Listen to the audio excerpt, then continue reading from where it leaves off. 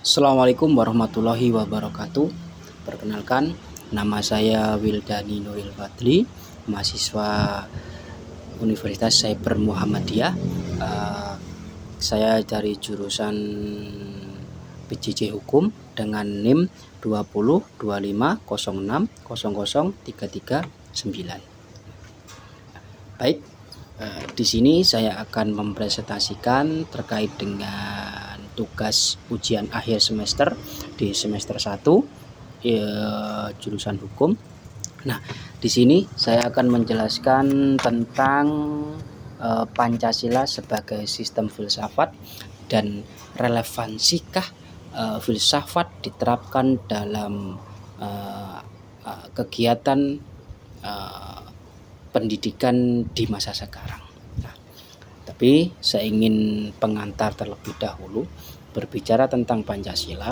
Dalam sejarahnya, Pancasila itu hasil dari rumusan Sumpah Pemuda yang dimana Sumpah Pemuda menjadi ujung tombak lahirnya suatu bangsa yang besar hari ini, yaitu bernama Negara Kesatuan Republik Indonesia.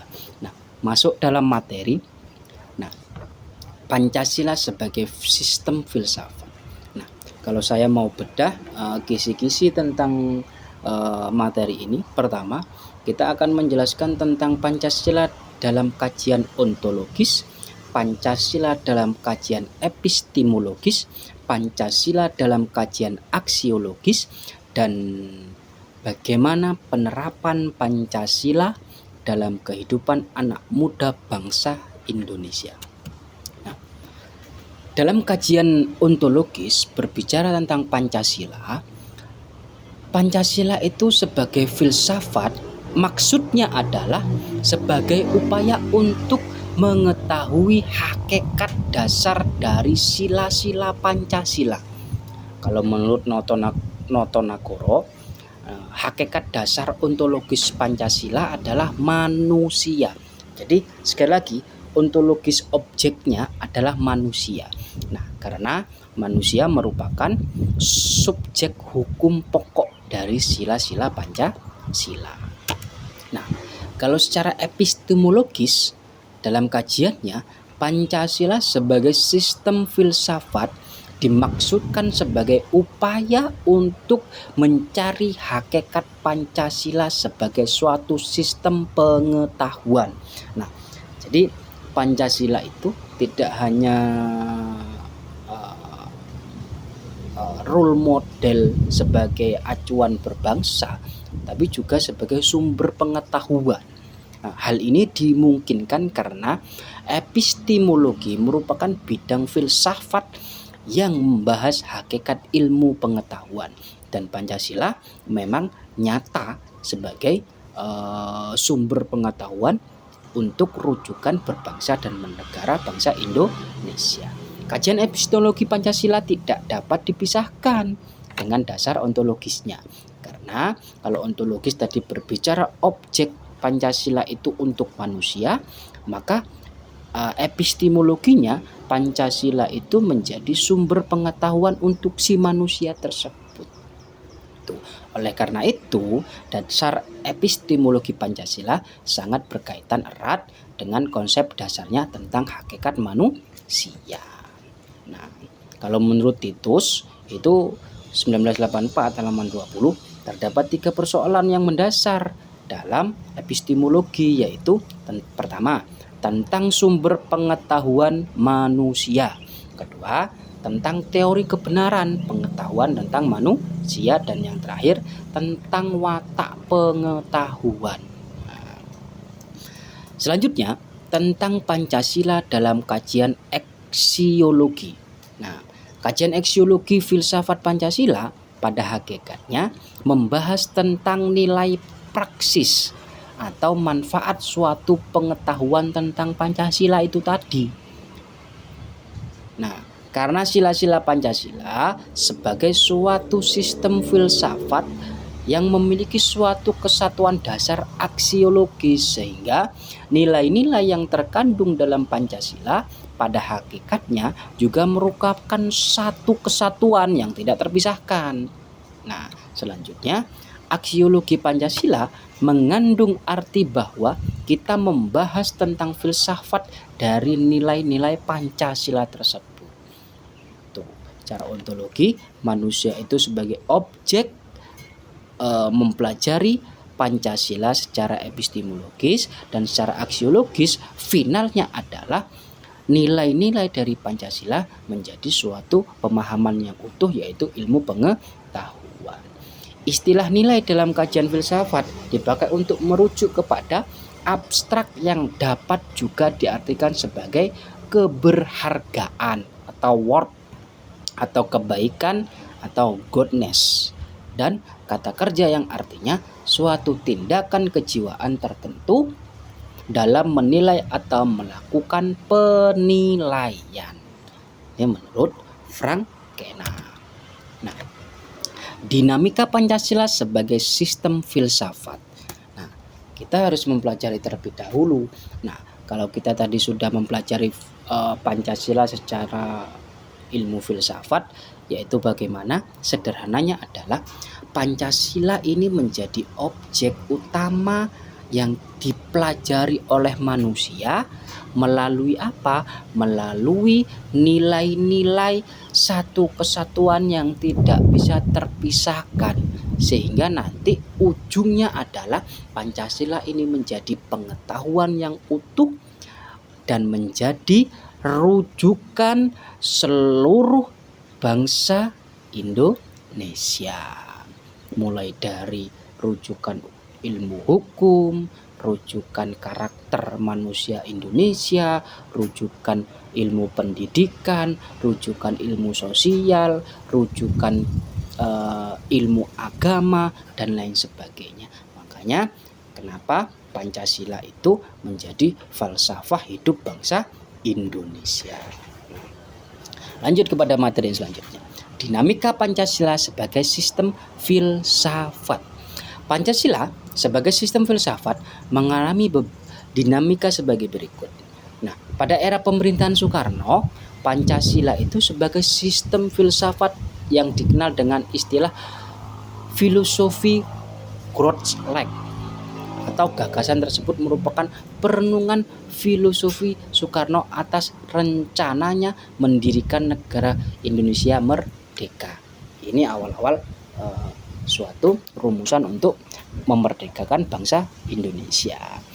Ide tersebut ternyata mendapat sambutan yang positif dari berbagai kalangan, terutama dalam sidang BPUPKI pertama, persisnya pada 1 Januari 1945. Namun ide tentang filosofis Kreutzwag belum diuraikan secara rinci, lebih merupakan adagium politik untuk menarik perhatian anggota sidang yang bersifat teoritis. Pada masa itu, Soekarno lebih menekankan bahwa Pancasila merupakan filsafat asli Indonesia yang diangkat dari akulturasi budaya bangsa Indonesia. Begitu. Nah, pada era Soeharto, kedudukan Pancasila sebagai sistem filsafat perkembangan ke arah yang lebih praktis. Dalam hal ini, istilah lebih tepatnya adalah Weltanschauung. Artinya, yaitu filsafat Pancasila tidak hanya bertujuan mencari kebenaran dan kebijaksanaan, tetapi juga digunakan sebagai pedoman hidup sehari-hari. Atas dasar inilah Soeharto mengembangkan sistem filsafat. Jadi kalau zaman Soekarno itu Pancasila itu masih dalam tahapan argumentasi untuk menguatkan jiwa-jiwa untuk merdeka dan mempersatukan falsafah hidup bangsa pada waktu itu sebagai praktis politik, di mana perbedaan ini harus menjadi satu kesatuan bangsa yang besar. Itu makna filsafat Pancasila zaman Soekarno. Kalau zaman Soeharto itu sudah kepada praktik sehari-hari filsafat Pancasila itu digunakan menjadi dasar kehidupan bagi masyarakat Indonesia. Nah, dibuktikan dengan apa zaman Soeharto? Yaitu munculnya penataran atau P4 pada era reformasi. Nah, Pancasila menjadi penataran P4 itu zaman Soeharto. Nah, lantas pada era reformasi Pancasila sebagai sistem filsafat kurang terdengar resonansinya. Maksudnya kurang terdengar lagi terkait dengan ilmu filsafat Pancasila. Ini mulai ada sedikit keterlupaan karena mulai sistem demokratis dan pengetahuan ilmu itu mulai terbuka luas dan pemahaman pengetahuan filsafat itu semakin kaya. Nah, namun Pancasila sebagai sistem filsafat bergema dalam wacana akademik. Nah, tapi tetap di dalam ruang-ruang akademik intelektual di pendidikan dasar hingga menengah dan kampus-kampus, Pancasila masih menjadi wacana ilmu pengetahuan yang wajib dan bisa difahamkan oleh seluruh akademisi. Termasuk kritik dan renungan yang dilontarkan oleh Habibie dalam pidato 1 Juni, yaitu Pancasila ini seolah-olah tenggelam dalam pusaran sejarah masa lalu yang tidak lagi relevan untuk disetarakan dalam dialektika reformasi. Pancasila seolah hilang dari memori kolektif bangsa Indonesia. Pancasila semakin jarang diucap, dikutip, dan dibahas baik dalam konteks kehidupan ketatanegaraan, kebangsaan, maupun kemasyarakatan. Pancasila seperti tersadar di sebuah lorong sunyi, justru di tengah denyut kehidupan bangsa Indonesia yang semakin hiruk pikuk dengan demokrasi dan kebebasan berpolitik. Nah, sesuai dengan apa yang saya sampaikan di awal tadi, zaman reformasi ini Pancasila mulai cukup terasingkan. Kenapa? Mulai dari pejabat, akademisi, pelajar, masyarakat itu mulai melupakan substansi tentang filsafat Pancasila sebagai pedoman hidup bangsa Indonesia. Nah, dan itu menjadi sindiran keras di pidato Pak Habibie.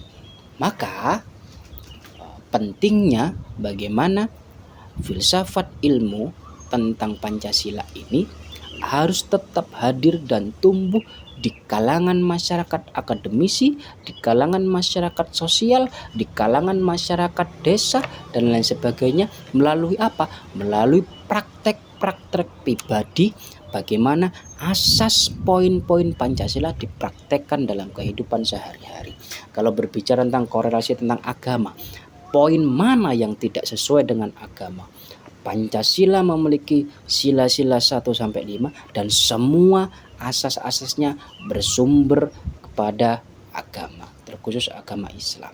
Nah, jadi apakah masih relevankah Pancasila dikembangkan dan dipelajari terus-menerus dan menjadi pedoman dasar bangsa masyarakat Indonesia? Sangat relevan.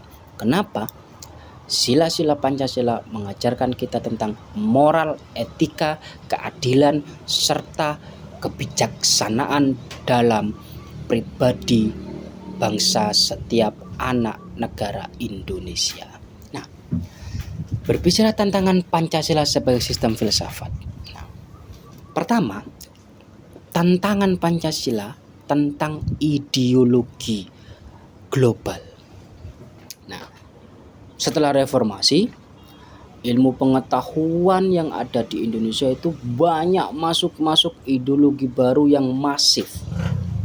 Nah, sehingga tidak heran ketika Pak Habibie itu berbicara Pancasila hanya sebagai historis yang terlupakan.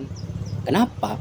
Karena kita lebih tertarik mempelajari ideologi bangsa luar daripada ideologi bangsa sendiri, yaitu Pancasila. Apakah salah? Tidak.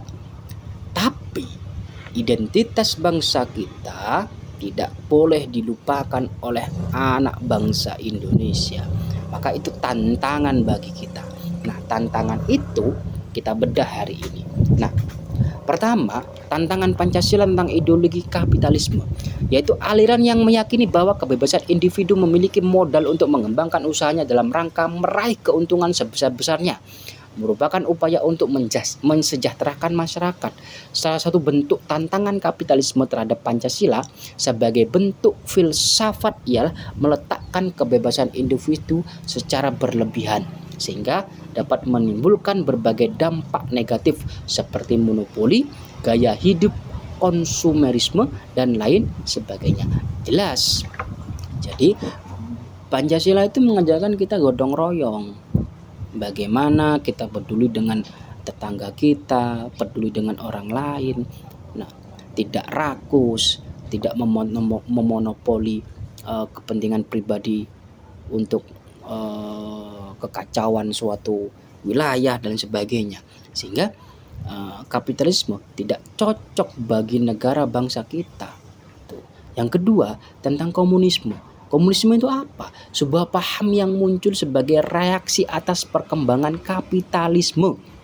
Sebagai produk masyarakat liberal, komunisme merupakan aliran yang meyakini bahwa kepemilikan modal dikuasai oleh negara untuk kemakmuran rakyat secara merata.